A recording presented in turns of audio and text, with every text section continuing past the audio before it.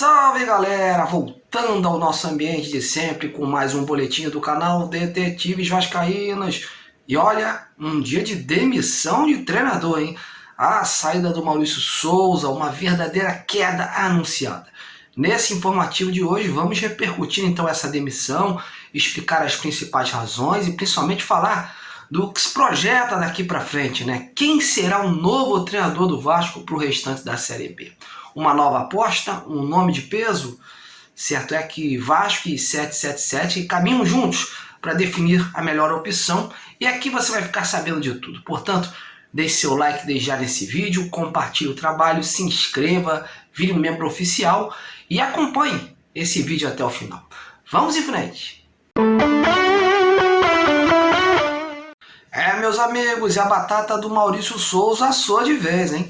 Como eu já havia informado no último vídeo, um resultado negativo diante do Vila Nova poderia ter consequências diretas para o futuro do técnico dentro do Vasco devido à intensa pressão por sua saída motivada pelo péssimo desempenho do time sob seu comando.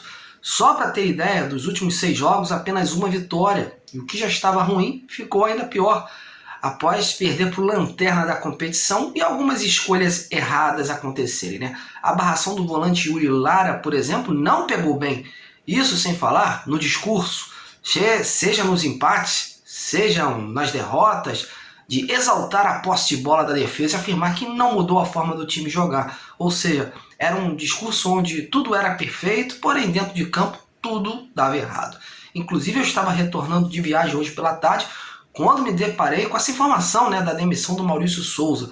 Se a gente for comparar com aquela fase ruim do Zé Ricardo, onde a torcida pedia a cabeça do treinador e ele foi mantido, a saída do Maurício Souza poderia até soar como uma surpresa. Mas acontece que o Vasco acabou de iniciar o segundo turno. Agora são mais 18 jogos para buscar o acesso. Se não recalculasse a rota agora, a coisa poderia ficar insustentável e abrir uma crise sem precedentes dentro do grupo, colocando em risco, né, o acesso. Isso porque o Vasco ainda tinha uma baita gordura. Hoje tem 6 para o 5º colocado, né, mas a distância pode cair ainda mais, né, pode cair para 4 caso o Tombense derrote o Operário fora de casa. Portanto, manter um treinador que já entrou com alto índice de rejeição, né, com totalidade da torcida pedindo a cabeça, internamente no vestiário a coisa não fluindo como fluía antes, a demissão foi a melhor alternativa. E o trabalho do Maurício Souza não fluiu mesmo, né?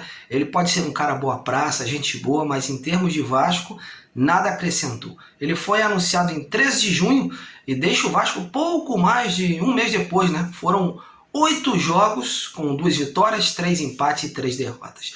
E alguns resultados negativos desses contra equipes da parte de baixo da tabela, né? E nas próprias vitórias não se via nada de produtivo. Portanto, meus amigos, o peso da derrota, aliado aos problemas internos e ao fato que o Maurício Souza nunca foi uma unanimidade da diretoria, né? Foi uma escolha mais do executivo Carlos Brasil e acampada pelo presidente Salgado, fizeram com que a demissão do Maurício Souza fosse consumada. Enquanto não tem um novo substituto, o Emílio Faro, né, da comissão permanente, será o interino do Vasco. O auxiliar João Correia, o Celso Martins e o preparador físico Daniel Félix completam essa comissão. Bom, eu não preciso nem perguntar para vocês, né, o que acharam da demissão do Maurício Souza, né? Bom, mas agora a pergunta que não quer calar. Quem será o novo comandante do Vasco para recolocar o time nos trilhos do acesso? Uma pergunta que internamente ainda se discute. Até esse presente momento, o clube não abriu negociação com nenhum nome.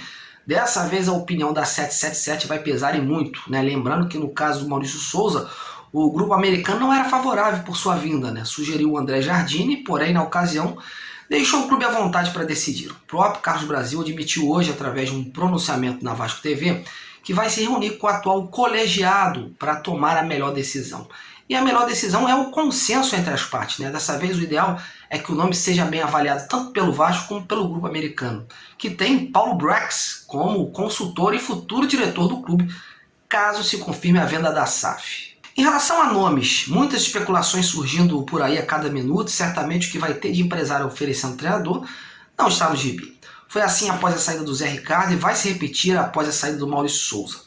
Só que o Vasco dessa vez está vacinado, não quer fazer apostas, sabe que errou ao colocar no cargo um treinador sem qualquer experiência no comando do futebol profissional e ainda precisando subir para a Série A mais do que nunca.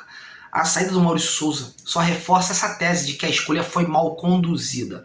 Alguns nomes andaram sendo comentados por aí e alguns especulados dentro do clube. 2 deles, inclusive, como sugestão da torcida.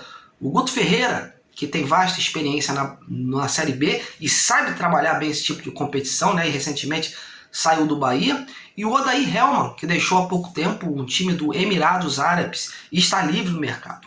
Em relação ao Guto, é um bom treinador, mas ele não costuma pegar times com campeonatos em andamento, ainda mais em reta final.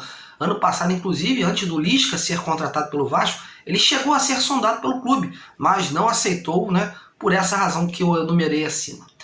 E o Odair é um técnico experiente também, né, fez um bom trabalho no Internacional e apresenta, né, ideias de jogo interessantes. Outro que também tem um perfil semelhante ao do Odair é o Thiago Nunes, que se destacou pelo Atlético Paranaense. Porém, seus últimos trabalhos à frente do Corinthians, Ceará e Grêmio foram decepcionantes. Outros nomes comentados por aí, se falou do Renato Gaúcho, é um treinador que hoje tem um patamar salarial muito elevado para os padrões do Vasco. Né? Se a 777 não participar dessa escolha com verba, investindo, né, o tal money, ficaria praticamente impossível o seu retorno a São Januário. Lembrando que em 2008, quando esteve treinando o Vasco, o Renato Gaúcho comandou, né, o Alex Teixeira por lá. E por fim, se o Vasco quiser focar num técnico estrangeiro que conhece o futebol daqui, uma opção que ficou recentemente livre no mercado após ser demitido do futebol dos Estados Unidos é o espanhol Miguel Ángel Ramírez. Né? Após fazer sucesso no Independiente del Valle do Equador, o Miguel foi treinar o Internacional, que na época tinha o Paulo Brax, futuro diretor do Vasco, como executivo de lá. Só que é um treinador, além de caro, que gosta de projetos sólidos. Recentemente deu uma entrevista de que não quer mais fazer as coisas de qualquer maneira. Quer algo concreto e coerente com o seu planejamento. A verdade, meus amigos, é que o Vasco tem mais 18 jogos para encerrar o campeonato e nenhum técnico vai querer fazer contrato curto para depois, com a venda da SAF, ser limado, né? Sem dúvida, ou se contrata um técnico com total aval da 777, já bancando financeiramente, e não apenas como opinião, ou vai contratar um tampão que aceite esse desafio com possibilidade de uma futura renovação contratual. E a última saída é manter o auxiliar, o Emílio Faro, que por sinal fez bons jogos com o Vasco sob seu comando, até definir essa situação da SAF. E você, desses nomes livres no mercado, algum te agrada? Tem alguma outra sugestão? Participe, comente aí embaixo do vídeo, eu quero ouvir você. Bom, galera amiga, vou ficando por aqui de olho nessa situação do novo técnico do Vasco, né? Pegou muita gente de surpresa, mas dentro do clube era uma situação que já era esperado. Muito obrigado por ter acompanhado esse boletim e conto com a sua audiência para os demais vídeos. Não esqueça do seu like nesse trabalho, a sua inscrição e ajude a gente a crescer ainda mais na plataforma. Um grande abraço e até a próxima!